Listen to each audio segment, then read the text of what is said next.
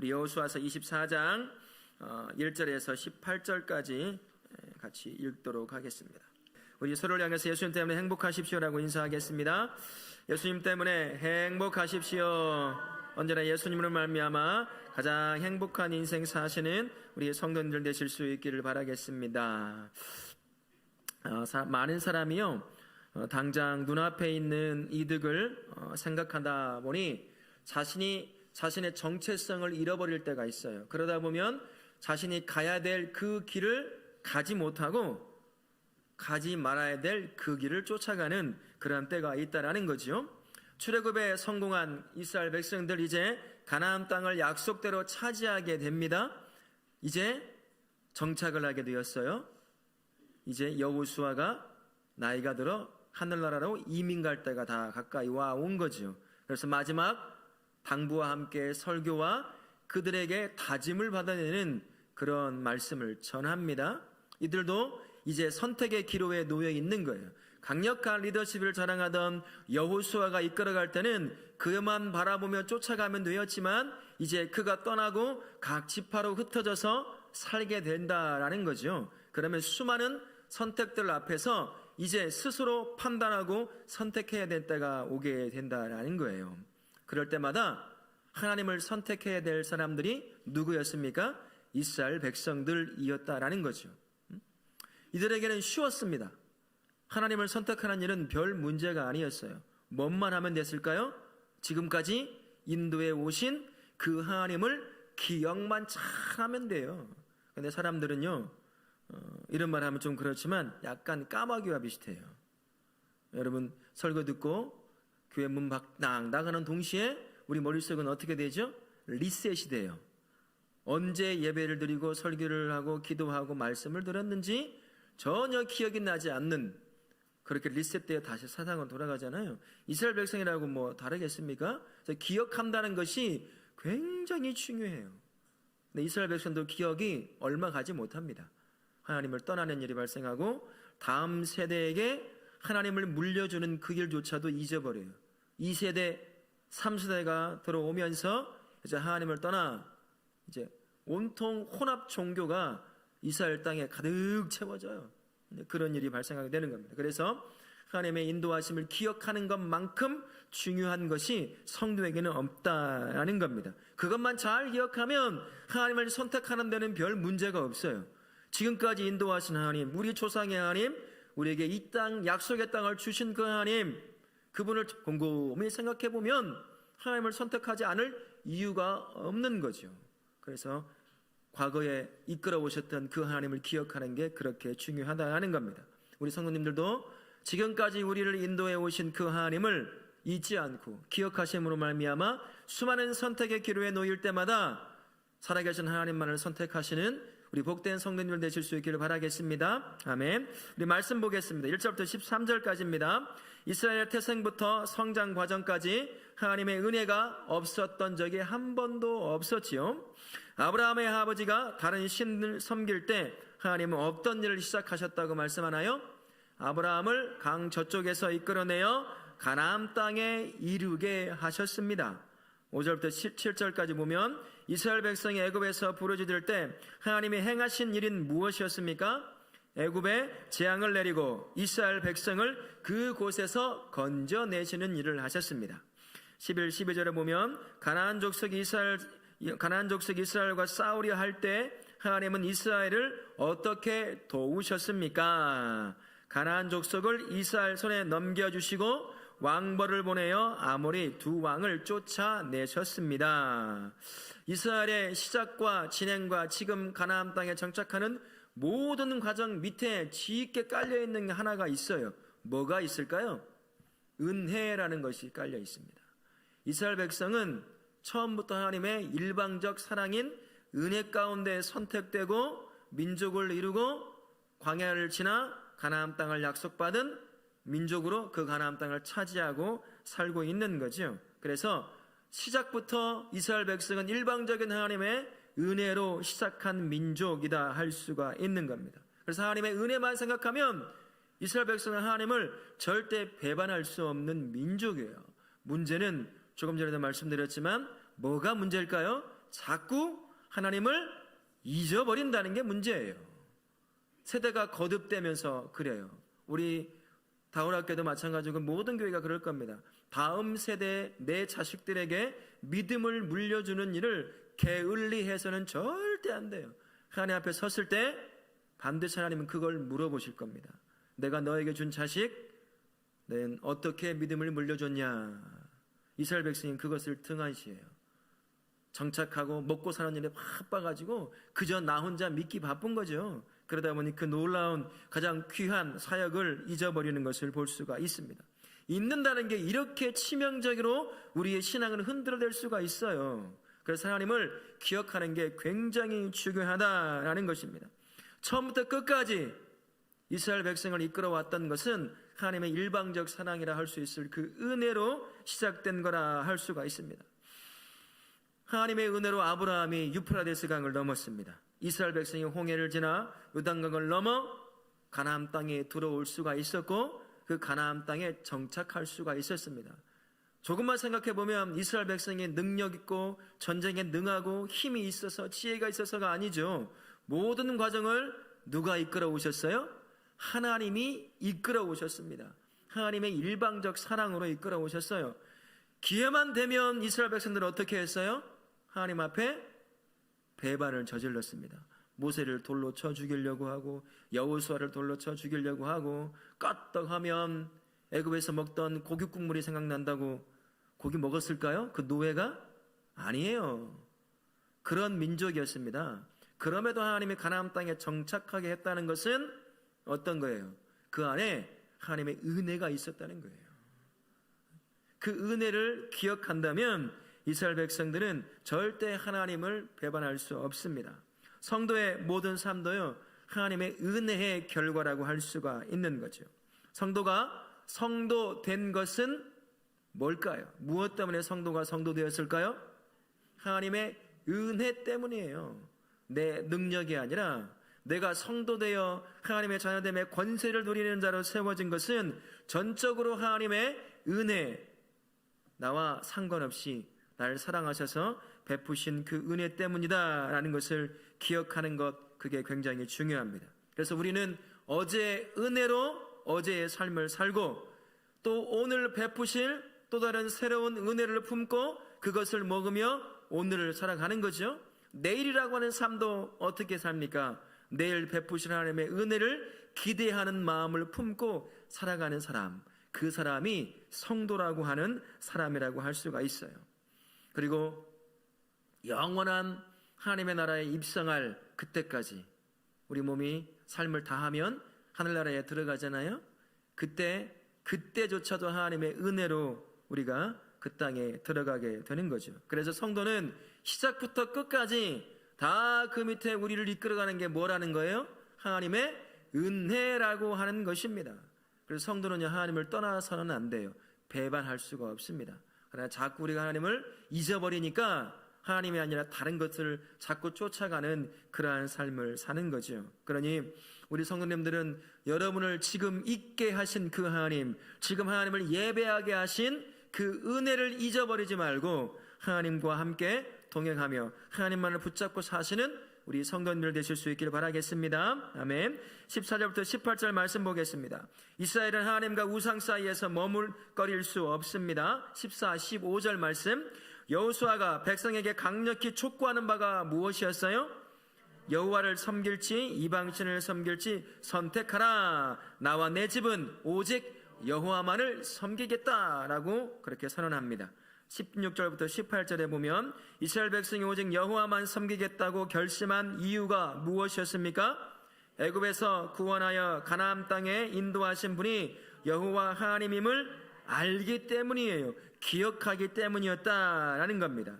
이스라엘에게는 여러 선택권이 주어져 있다는 말이 아닙니다. 여호수아가 여러 선택권들이 있으니까 그 중에 하나 좋은 거 선택해봐라, 그런 의미로 애굽에서 봤던 신, 가나안 땅에 들어오게 된 요단강 저편에서 동편에서 봤던 아모리 사람들이 믿는 우상을 섬기던, 우리 조상이 섬기던 여호와를 섬기던 셋 중에 하나를 선택하라, 그런 의미에서 이걸 이야기한 게 아니에요.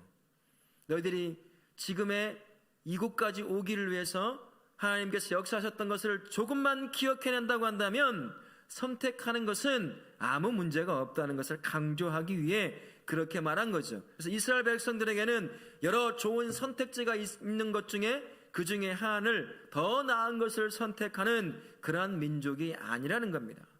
이스라엘 백성에게는 한 가지 선택권밖에 없는 거죠. 누구를 선택하라는 얘기겠어요? 여호와 하나님만을 선택하라. 그러한 이야기를 하는 겁니다. 이스라엘 백성의 존재는 누구를 통해 시작됩니까? 하나님을 통해서 시작이 돼요. 그 존재의 존속은 누구를 통해 지속될 수 있습니까? 살아계신 하나님, 이들을 존재하게 하신 그 하나님 안에 있을 때 이스라엘 백성들은 존재의 이유와 목적을 발견해요. 그리고 살 의미가 있는 겁니다. 그러나 하나님을 선택하여 그분을 쫓아가지 않으면 이스라엘 백성은 더 이상 존재해야 할 이유가 없어요. 그래서 하나님을 떠난 그때 이스라엘 백성이 어떻게 됩니까? 완전히 인류의 역사에서 사라진 민족처럼 전 세계를 떠도는 민족으로 전락해버리고 맙니다. 그게 바로 하나님을 잊어버리고 떠난 자신의 존재 이유가 되는 그 하나님이 없으니까 하나님이 더 이상 필요 없는 민족처럼 되는 거예요. 물론 그들을 완전히 버려버린 건 아니지만 말이죠. 그래서 이스라엘 민족의 선택권은 단 하나입니다. 그들을 있게 하신, 존재케 하신 하나님을 선택하는 것, 그것이 바로 이스라엘에게 주어진 하나의 선택권이라는 거죠.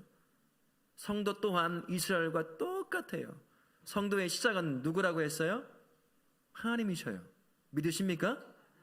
내가 종교심이 있어서, 내가 의로워서, 내가 능력이 있어서 하나님을 발견하고 하나님을 쫓아 하나님을 믿고 구원 얻었다고 생각하십니까? 그렇지 않아요. 하나님께서 일방적으로 사랑하셔서 우리에게 구원의 길을 보여주시고 예수를 만나게 하시고 그분 안에서 구원을 누리게 하신 겁니다. 우리의 존재는 그래서 하나님의 의의 시작이 된 겁니다. 그리고 지금 성도로 살아갈 수 있는 이유도 뭐겠습니까? 하나님의 나를 그렇게 붙잡고 이끌어 오셨기 때문이에요. 지금 이 순간까지 여러분들이 성도로 서기 위해 얼마나 많이 넘어지셨습니까? 한 번도 나는 시험에 들어본 적도 없고 무너져 본 적도 없고 믿음이 흔들려 본 적도 없는 분 손 한번 들어보세요. 제가 그 비결 좀 한번 물어보게요. 오늘 하루도 여러분은 얼마나 많이 흔들렸습니까? 얼마나 많이 하나님을 잃어버리고 살았습니까? 우리는 그런 존재거든요. 그런데도 여전히 하나님의 성도요, 하나님의 자녀됨의 권세를 누리는 자로 이렇게 하나님을 만나러 예배하러 올 수 있는 이유가 뭡니까? 하나님께서 나를 붙잡고 인도해 오셨기 때문이에요. 그래서 우리의 존재도, 우리의 시작도, 존재도, 그 끝도 하나님이시라는 거죠. 그래서 우리에게도 선택권은 하나밖에 없습니다. 누구를 선택해야 된다는 거예요? 살아계신 여호와 하나님만을 선택해야 한다라는 겁니다. 사람은요, 무엇이든 믿게 되어 있습니다. 하나님을 안 믿으면 다른 것을 믿어요. 뭐든지요. 그런데 하나님이 아닌 다른 것을 믿으면 우리는 그걸 뭐라고 말하죠? 우상 숭배라고 말을 합니다. 우리의 삶은 언제나 선택의 기로에 놓여 있어요. 끊임없이 하나님을 선택하여 믿을 것이냐, 아니면 이 땅이 내 안에서 올라오는 욕심이 쫓아가게 만드는 그것을 선택하고 믿을 것이냐. 하루에도 수십 번 수백 번 어쩌면 그렇게 선택의 기로에 세워져 있는 것이 성도의 삶이라고 할 수가 있는 거죠. 성도는요, 그래서 믿음을 가지고 하나님을 선택하여 그분을 믿고 쫓아가는 것을 살아가는 삶, 그 사람이 바로 성도라고 할 수가 있습니다. 하나님의 형상으로 창조된 모든 사람들은요, 내면에 종교심이 주어져 있어요. 그래서 예수를 믿건 안 믿건 상관없이 모든 사람들이 무엇인가를 믿고 살아갑니다. 여러분 이런 말 들어보셨어요?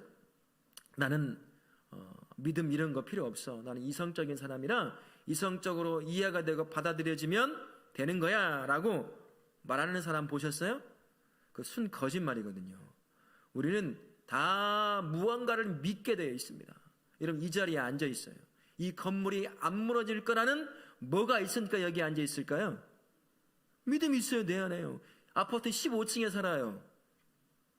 어떻게 거기서 밤에 잠을 잡니까? 무너지면 어떻게 하려고? 왜 다리 쭉 뻗고 잠을 잘 수 있어요? 안 무너질 걸 믿으니까요. 무엇이든 사람은 믿게 되어 있어요. 우리 안에 하나님의 형상을 만들어졌기 때문에 우리는 죄가 없을 때 그냥 하나님을 믿고 하나님을 쫓아가던 삶이었습니다. 그래서 죄가 들어왔음에도 불구하고 비록 불완전하지만 무언가를 끊임없이 믿어야 돼요. 그래야 심리적 안정감을 찾는 겁니다. 자기 자신을 못 믿어요. 삶을 못 믿어요. 환경을 못 믿습니다. 여러분, 그런 사람 심리적으로 어떤 질병에 걸릴까요? 우울증에 걸려요. 불안증에 걸립니다. 못 살아요. 응? 그래서 우리는 비록 죄로 말미암아 하나님의 형상이 만들어져서 하나님을 쫓아 알아보고 찾아서 믿을 수는 없지만 무언가를 믿게 돼 있어요. 그러나 하나님을 믿지 않으면 결국에는 우리는 무엇을 믿게 되는 거예요? 이 땅의 죽은 신, 우상, 눈에 보이건 보이지 않건 간에 그걸 믿는 거예요. 성도가요, 하나님에서 눈이 다른 곳으로 옮겨지면 바로 그런 일이 발생합니다. 여러분에게 주어진 우상이 뭔가요? 돈 아니에요? 우리 솔직해져야죠. 하나님 앞에. 돈 아닙니까? 조금만 방심하면 돈이 내 우상이 되잖아요. 내 신이 되잖아요. 여러분의 자녀가 우상 되지 않습니까? 자녀 앞에 작아지는 나의 부모의 모습. 하나님 앞에 작아져야지. 자녀 앞에 작아져가지고 자녀가 뭐 하자면 막 모든 걸 다 해줘요. 나 공부한다고 예배 안 간다고 하면 그래. 그냥 주저하지 않아요. 그냥 그래, 공부해야지. 예배는 좋은 대학 들어가서 드려. 그게 우상이지 아니고 뭐겠습니까? 하나님을 찾아 하나님을 믿지 않으면 사람은 모두가 다 우상을 섬길 수밖에 없게 되는 것이요. 죄가 우리 안에 들어와 하나님의 형상이 망가지니까 무언가를 믿는데 그 하나님을 찾아갈 수 없으니 무언가를 믿어 결국 우상 숭배에 빠지는 겁니다. 그러나 이 자리에서 예배하는 성도는 어떻습니까? 예수 그리스도를 만나 그분 안에 들어가 구원의 은혜를 누리다 보니 눈이 열렸죠. 영의 눈이 열리는 겁니다. 이제 우상이 뭐고 살아계신 하나님이 누구신지를 알아볼 수가 있어요. 그래서 우리는 누구를 선택할 수 있다는 거예요? 날 구원하신 하나님을 선택하여 믿고 순종하며 쫓아갈 수가 있는 겁니다. 그래서 우리는 감사하는 삶을 살아야 하는 거예요. 내가 하나님을 믿을 수 있는 이 은혜 가운데 놓여 있다는 것, 얼마나 큰 은혜입니까? 기쁨입니까? 그런 여러분, 수많은 선택의 기로에 놓여 있을 때마다 교회에서는 잘 믿는 것처럼 행동하는 것에서 멈추지 않고 여러분이 주어진 삶의 그 자리에서도 수많은 선택권 그 가운데서 다른 건 모두 내려놓더라도 누구만을 선택하여 믿어야 되겠어요? 하나님. 그러시겠습니까? 일주일, 우리 이제 3일쯤 남았지요. 일주일.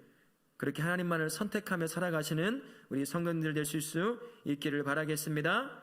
모든 상황 속에서 우상이 아닌 하나님을 선택할 수 있으려고 한다면 성도가 어떻게 살아가야 될까요? 어제까지 날 인도하신 그 하나님이 베푸신 은혜와 능력과 복을 뭐 하는 걸까요? 기억하는 거예요. 날 인도하시고 나에게 복 주시고 나에게 은혜 베푸신 그 하나님을 기억하는 거예요. 그러면요, 오늘 수많은 선택지들 가운데서 전능하신 하나님을 선택할 수 있는 가능성이 높아지는 거죠. 유혹이 있어도 이것도 좋아 보이는데 라고 하는 것이 보인다 하더라도 날 구원하신 하나님을 성도는 선택할 수가 있는 겁니다. 그래서 매일 하나님과 동행하며 하나님과의 경험이 내 삶의 이 기초에 가득 조금씩 계속 채워져야 돼요. 단단하게 채워져야 합니다. 그것이 인생의 1년이 지나고 10년 이렇게 쌓아지면 내 영의 눈이 어떻게 될까요? 어떻게 될까요? 영의 눈이 밝아지는 거예요.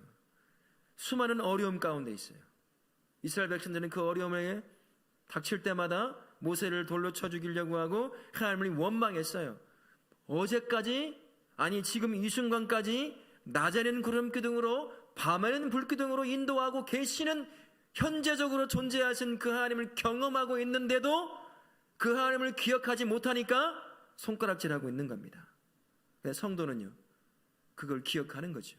어제 인도하신 하나님의 은혜와 복과 그 능력, 그 경험이 쌓이면 내 눈이 밝아지면서 수많은 선택에 나를 무너뜨리는 삶의 문제들 그 가운데 여전히 살아계신 하나님이, 그 문제보다 크신 하나님이 보여지기 시작하는 거예요.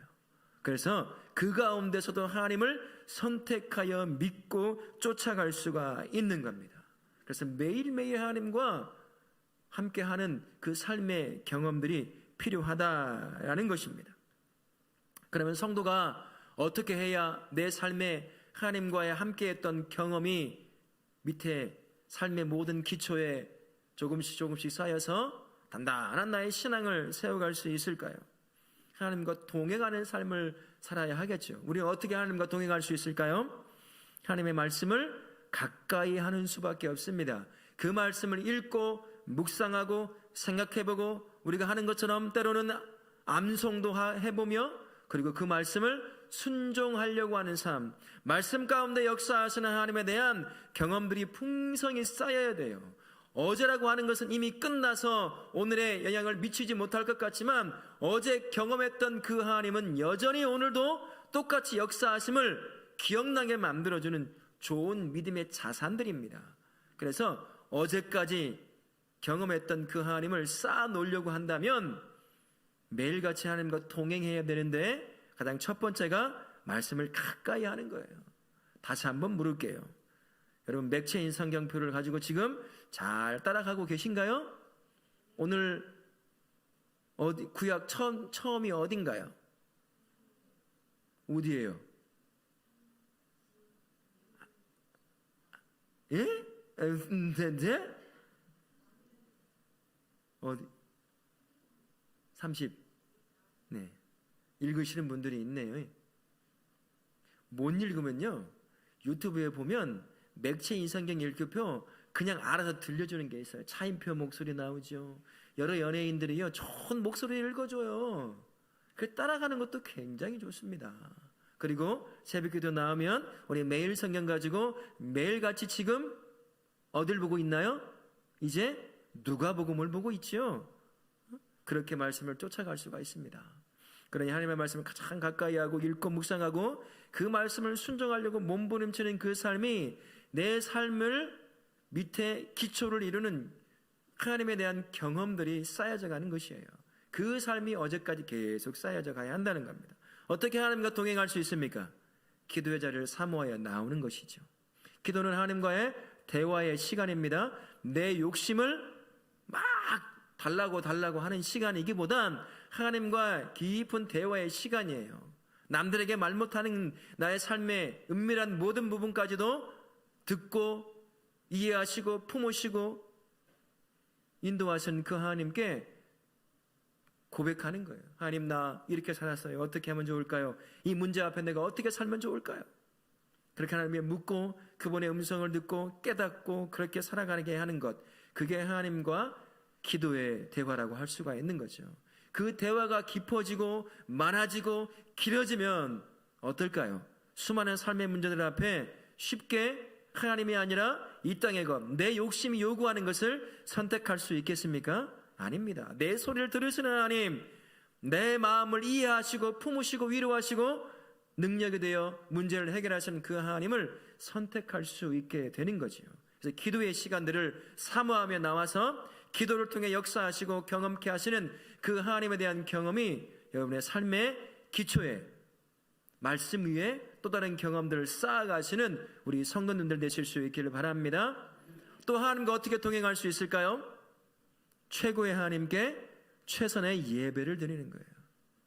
삶의 자리에서 주신 삶의 그 사역들을 잘 감당함으로 하나님을 예배할 뿐만 아니라 함께 예배할 수 있는 하나님의 임재함이 있는 이 예배당을 사모함으로 나와 그렇게 하나님을 예배하고 그렇게 하나님을 찬송하고 나아가는 삶을 통해서 그렇게 하나님을 경험하는 겁니다. 예배는 하나님께 영광이 되는 것뿐만 아니라 예배는 우리에게 어떻게 다가올까요? 예배는 나를 살려내는 능력이 있습니다.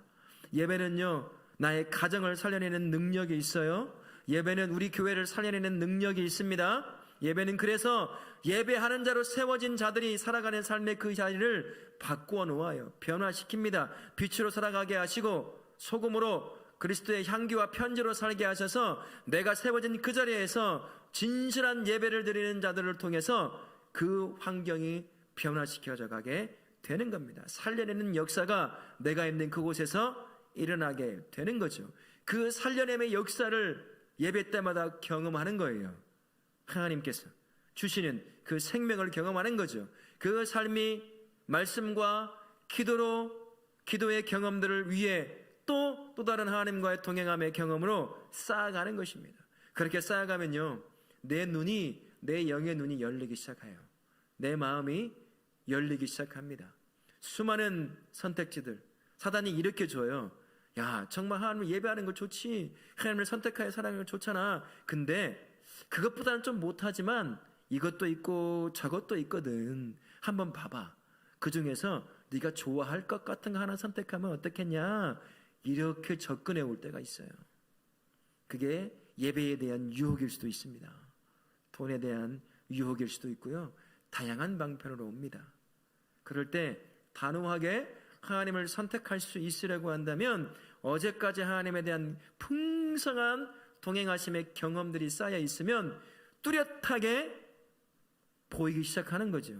아무리 사단이 좋은 거라고 이야기하더라도 하나님을 선택하는 것만큼 비교할 수 있는 것이 없다는 것을 깨닫게 해주는 겁니다. 그래서 하나님을 선택하여 하나님을 믿기로 쫓아갈 수 있게 되는 것이죠.